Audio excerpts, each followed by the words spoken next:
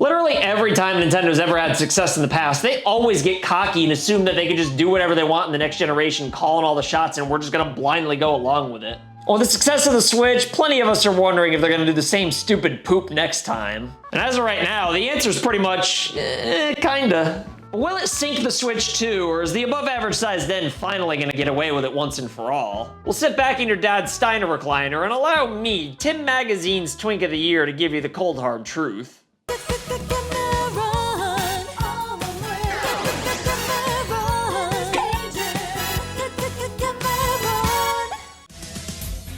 Alright, so before I get into riding the Switch 2's ass into the ground, let's take a quick look at Nintendo's history of cockiness, shall we? Made a video about the entire history of every cocky console, but Nintendo made up like half of that video, so let's start with the good ol' NES.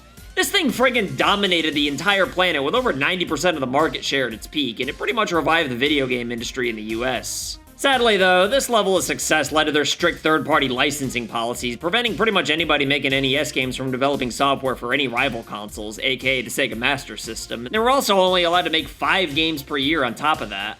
In all fairness though, the 5 games per year thing was actually necessary given all the shovelware that was on the Atari 2600 that killed the business in the US. Something Nintendo would never allow to happen these days. But still though, it was definitely a bit of a bully move when they were the ones manufacturing all the cartridges and forced publishers to buy assloads of copies up front and risk sitting on stockpiles of inventory if the games didn't sell. They also hoarded all their lockout chips during a shortage too, but the key is that Nintendo did all this because they were on top of the world. And, you know, until they weren't. And look, the Super Nintendo is one of my all-time favorite consoles because it pretty much perfected a specific style of gaming that started on the NES before the industry went into a completely different direction with 3D, and mostly stuck to that until recently. But even so, the below-oversized den was still arrogant with how they treated third parties, and they even gave Sega a big head start with the Genesis in North America.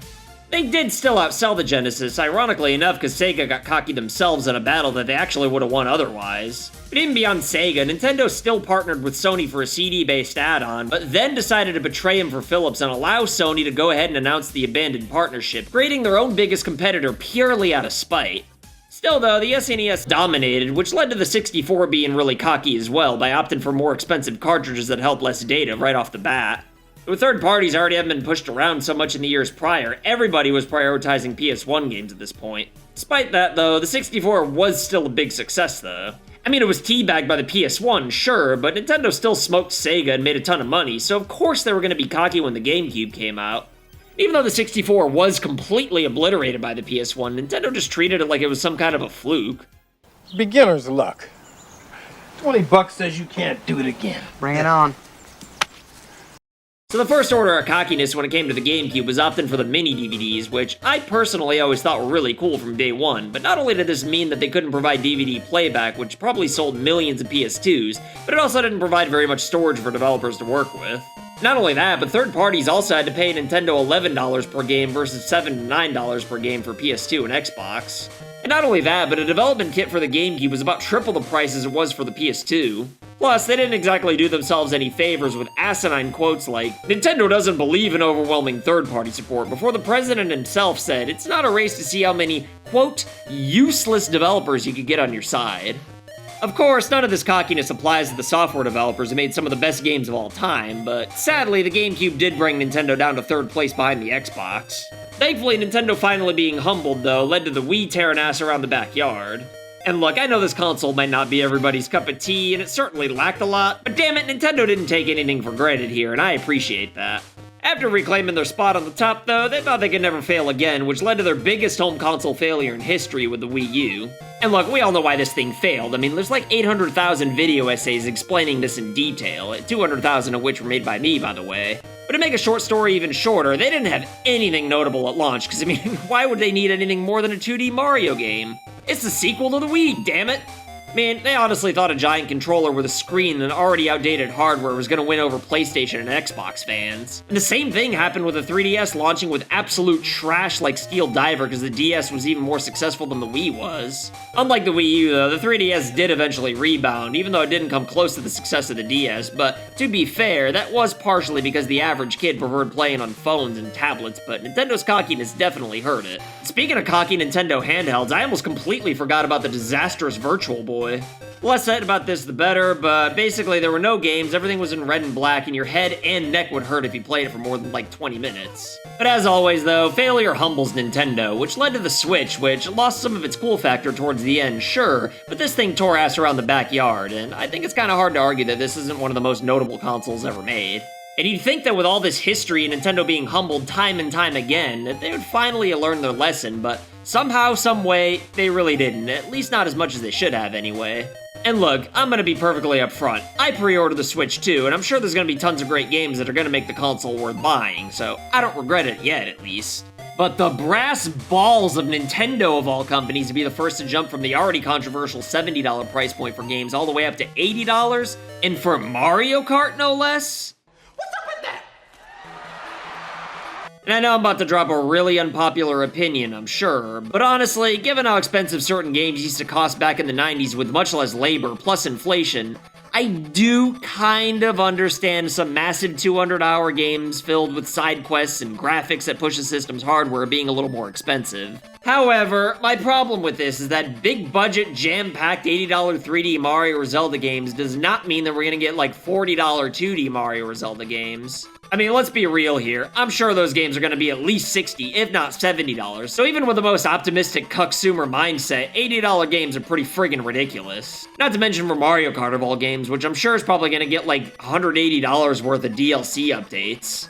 If that's the case, technically makes this not even the finished game here, although I'm sure it's gonna be fun, calm down. It is even more ridiculous when you consider the fact that digital versions are the exact same price, which is something that's always been really moronic to me. But sadly though, most of us are probably just gonna pony up the dough and consent to this price increase, but I really hope not. Like I said, unlike a lot of people out there who are complaining left and right, I at least admit that I'm gonna cave for games like the inevitable 3D Mario and Zeldas as long as they're not phoned in, but my fear is that y'all are gonna cave for paying $80 for games like Yoshi or Treasure Tracker, which I swear to God I'm not paying 80 bucks for. Given the original Switch's success though, I think Nintendo's pretty confident that everyone's just gonna pay whatever they ask. So if you're really not happy about the price increase, then prove them wrong and speak with your wallets, or you know, at least if you want to keep your right to complain anyway. Still though, some people argue that everything costs more these days, so $80 AAA games aren't really that big of a deal to everybody. But to these people I say, okay hotshot, then how do you explain what's essentially a tech demo costing any money at all, let alone $10? Yeah, sure, it's only 10 cold hard American dollary dues, but it's still the principle of the matter that just feels really insulting to me. Again, I will ashamedly admit that I will probably cave for a massive 3D Mario game if it's 80 bucks. But there is no way in hell I'm paying 10 bucks or even $1 for a friggin' tutorial. Especially when we already got Wii Sports for free, which was an actual full game, and look what that did for the original Wii. You know, that console that came out while Nintendo was humble. Apparently old Reggie-san had to fight the higher-ups for that game to be free, but like, they still did give it to us in the end. And even after Nintendo was riding high off the Wii, they even gave us Nintendo Land for free on the Wii U, which honestly I think is a really underrated game. But Welcome Tour? This is only barely cooler than Steel Diver, and it'd be significantly cooler if it was free. Or hell, if you're gonna charge, at least make it feel like a full game and not just a tech demo like you did with Pilot Wings. But then finally there's the launch lineup for the Switch 2. And even though it probably sounds like I hate Mario Kart based on everything I've said so far, honestly, Mario Kart is pretty solid to launch with. And while Metroid Prime 4 is also a regular Switch game, I still think the overall lineup's pretty decent for the first year. But given how barren the Switch 1's Twilight years were with decent but side game feely releases, I kinda think that a lot of us expected a lot more out of the Switch 2's first year. The reason for this could very well be that Nintendo figured the Switch 2's sales were going to be out the ass for the first year regardless, and they wanted to pace their heavy hitters later on to keep the momentum going, but still though, it definitely can come off as cocky when you consider $80 games and Welcome Tour costing any money at all. Some people might cite the graphical shortcomings for the console's $400 price tag as another example of the Switch 2's cockiness, but honestly, I think this could kinda go more into the category of Nintendo being silly and a bit out of touch. In their minds, I'm sure it's a matter of trying to balance the cost of a handheld with the power of a console, but I mean, given some of the handhelds that are currently on the market right now, I'm sure they could probably have done a little bit better, but hey, I could be wrong, I've never really been that much of a tech guy. I'm just saying that in all honesty, I don't think the graphical limitations of the Switch 2 are an example of Nintendo being cocky is all.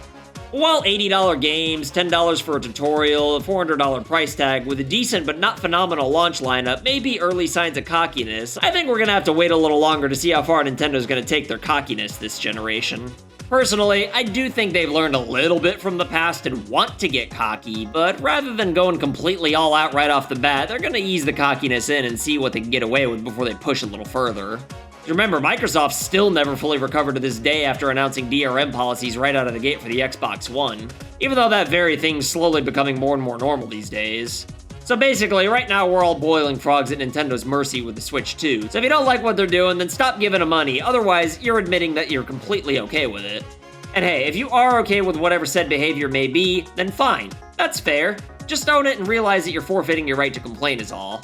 Like when $80 3D Mario and Zelda come out. I know I'm not gonna be able to resist, so you ain't gonna catch me making a video complaining about it. Well, you know, unless they're phoned in and totally not worth $80 anyway. Anyway, that's all for today, but if you got a kick out of my incoherent rambling and disturbing imagery though, then you should check out my full video on the history of cocky consoles, but if you'll excuse me though, I gotta go commit tax fraud. Later!